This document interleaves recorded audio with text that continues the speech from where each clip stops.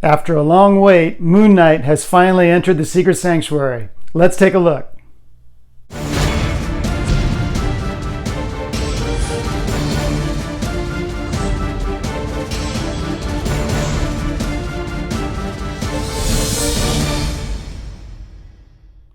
Way back in 1983, I first became acquainted with Moon Knight.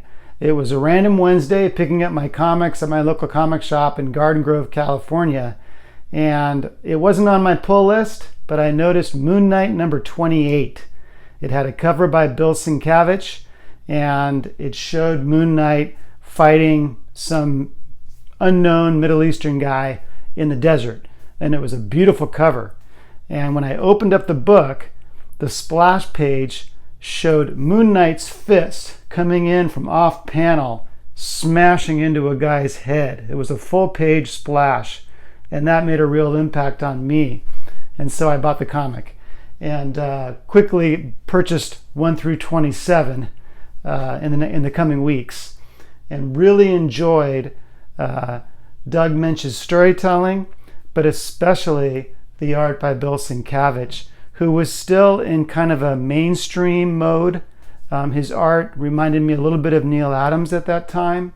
After that, he did Electra Assassin. He did a bunch of stuff where he really developed his own style. It became less mainstream, but it was distinctively his own style. You saw a Bill Sienkiewicz piece and you said, that's Sienkiewicz, no doubt about it. He was also polarizing. Some people loved it, some people hated it. But he was my Moon Knight artist. Many good artists have tackled the character since, but to me, it's those early issues of Moon Knight by Sienkiewicz that really made me interested in the character and made me want to buy more comics. So that's my introduction. 32 months ago, the initial rendering of this statue appeared. And believe it or not, that's when I put down my deposit for this statue in March of 2016. So I've been waiting 2 years and 8 months for this statue to come out, and it finally arrived today. It turned out that they only produced 270 of these. This is one of a couple of pieces, along with Scorpion put out by XM, that fell into a period in between when they were producing statues, usually with an edition size of 999, and then they switched over to their made-to-order edition size. And they only gave a 2-week window for ordering. And within that time, only 270 people placed an order. And so they capped it there. Since then, they've changed their policy. Instead of a 2-week window, they now offer a 2-month window. And so it's unlikely that you're going to see such small edition sizes in the future from XM Studios. A piece like this should have had a larger edition size. If you look at some of the Facebook groups, some of the XM Facebook groups, some of the buy-sell trade groups, there are a number of people looking for this statue because they know that the edition size is small, and the early reviews are already out, some from conventions and some from production pieces that have already been released, of the quality of this statue. And let's face it, how many companies are going to put out a quarter scale Moon Knight? There are a few out there already. They're customs, and then there are some smaller scale Moon Knights put out from licensed producers. So it's a bold piece, I'll say. The reason I like it right out of the box is that it doesn't look like anything else in my collection. Most of my collection tends to be kind of dark. You'll see behind me here, there's a lot of blue, there's a lot of black, a lot of Superman, a lot of Batman. And so to have this explosion of white and silver, I think really adds to the entire display I have in this room. I'm having a little trouble figuring out where to put it, because for a quarter scale piece, this is quite large. The base is not. It's, I would say, medium-sized to smallish base. The figure of Moon Knight, I have not measured it out, but eyeballing it, it looks quarter scale, absolutely. But it's this cape, and it's the cape that makes the piece. You know, it's as if you can feel the wind blowing this cape back when you look at this piece. But it really adds to depth. If you can, you know, take a look at a lot of the pieces in my room here, they're mostly museum pieces. And, you know, basically characters standing straight up. This guy he's almost horizontal. Look at that. And then you've got this cape that's blowing upwards. And then you've got the arm extended up with the grappling hook. So if you've got this coming, and if you're particularly a quarter scale collector, you're going to need space for this guy. I do not put my statues behind glass, so I'm not the guy to ask, you know, will it fit in a Besta, that sort of thing. I don't know. I don't own Bestas. I put my stuff on top of bookcases and occasionally in the lower shelves, but I like to have my pieces at eye level. Like if you're at a convention, everything's at eye level. And that's the way I like to walk around my room and see things at eye level. So I have to find a place to put him. I think he'd look great next to Samurai Batman, but I have him set up with Poison Ivy and with Dead Moon at the moment. And I love that display. I should give you a peek at that later. So I'm trying to figure out what to do with him because he's so cool. The other thing that you'll want to do, I think, is I just talked about having things at eye level, but because of his position, if he's a little bit higher, that might work even better. You certainly would not want to have him on a lower shelf because of his position. He's basically looking down. So if you put him on a bottom shelf, all you're going to see is this kind of hooded part of his mask. You're not going to see his face. So either eye level or up higher. But I've kept you long enough. Let's take a look at some close-ups. All right, let's start with the regular head, the more traditional Moon Knight portrait, and the grapple hook. There's several switch outs. Most people, when they do reviews, start with the base and go up, but I'm kind of all about portraits, so I'm going to start there. This one, I mean, I think it's really awesome. It shows intensity. Even though his face is completely covered, you can't even see his eyes, there's a measure of intensity there. Part of it is the way he's gripping that end of the grapple hook.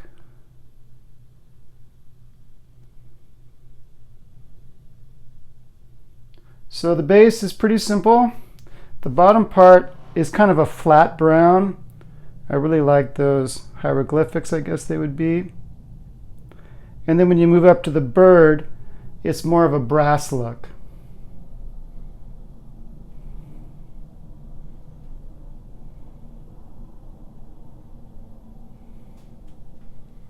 There is a tremendous amount of detail, different textures, subtly different colors, lots of little touches, like the crescent darts strapped around his leg.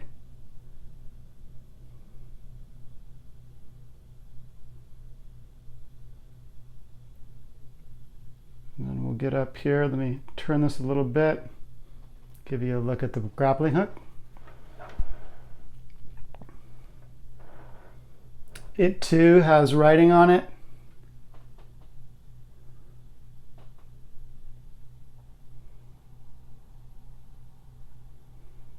So these are, the grappling hook apparently is among the weapons he receives from Khonshu.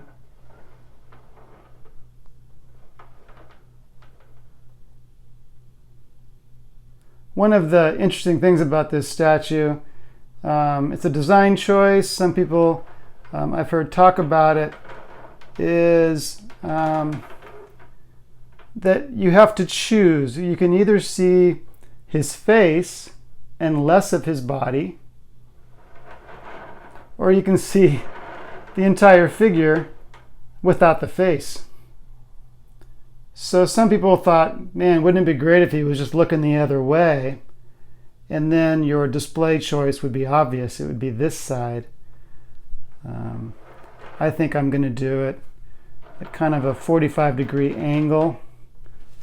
Maybe like that. It's the kind of piece where it kind of should live on a lazy Susan like this all the time, so that you can view it from all angles. But too many pieces these days would benefit from that, and there's only so much space.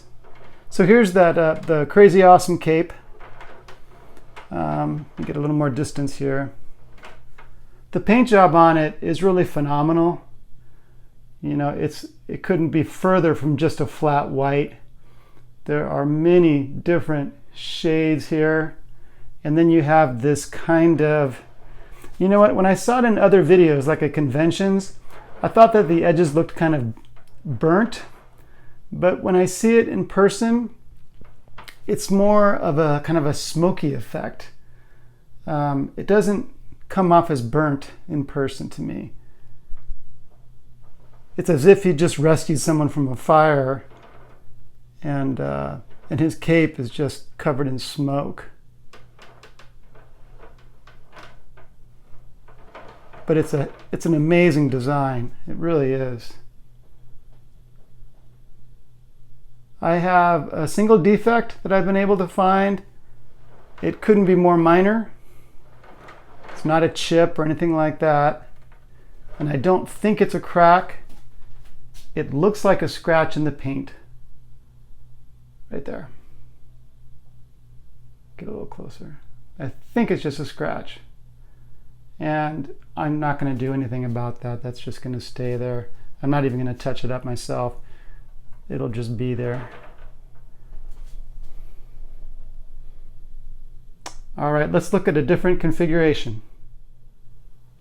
All right, I've removed the grappling hook, and I've added the left hand holding some of the crescent darts.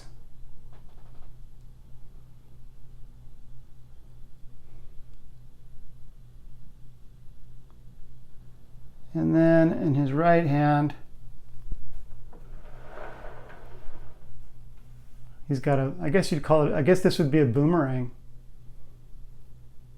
Again, writing and symbols. It's got a weathered look to it.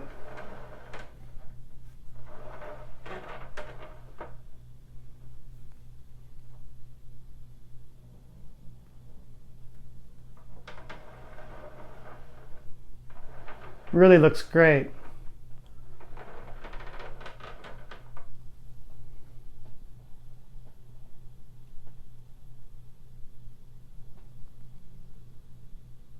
All right, I'm going to do one more switch out. Another configuration includes his staff. One warning on the staff is that it brings the height of the statue just a little higher than 26 inches.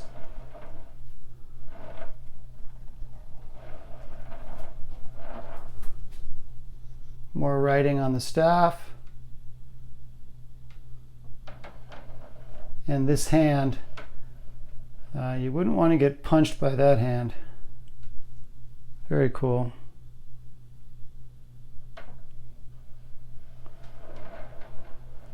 And more writing on top.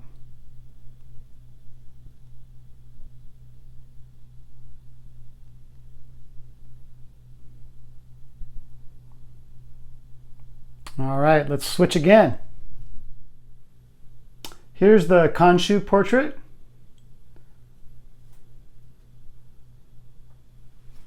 When I ordered this statue, actually when I ordered it, they didn't even show this portrait, but eventually they did, and I didn't imagine that I would actually use this portrait. I'm kind of old school when it comes to Moon Knight. I like those early stories. I enjoyed the more recent stuff. I did read the issues where he starts to wear this mask, but I like it a little bit better in hand. And the reason for it is when I first saw it online, I thought that it was just going to be, this bird mask. But what you actually have, and you can see it if I get real close, you've got a Moon Knight mask, a black mask, underneath the bird mask. So you see he's in there. For some reason, I don't know why, that makes it more appealing to me. That it's just supposed to be a second mask. I'm not sure that makes sense, but I prefer it that way. But again, I probably will not display this as much as the other portrait. And the other thing I changed is his left hand. This is kind of a cool pose for his hand. He's not holding anything at all. It just looks cool.